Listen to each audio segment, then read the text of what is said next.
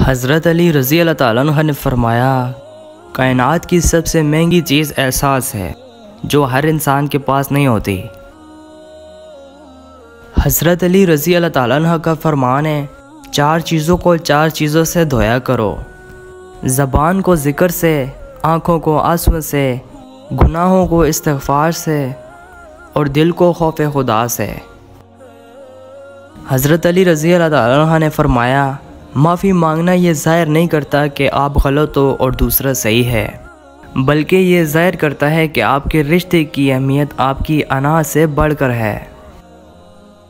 حضرت علی رضی اللہ تعالیٰ عنہ کا فرمان ہے، انسان کے آنسو اس وقت مقدس ہوتے ہیں جب وہ کسی اور کے دکھ اور تکلیف کو محسوس کر کے نکلیں۔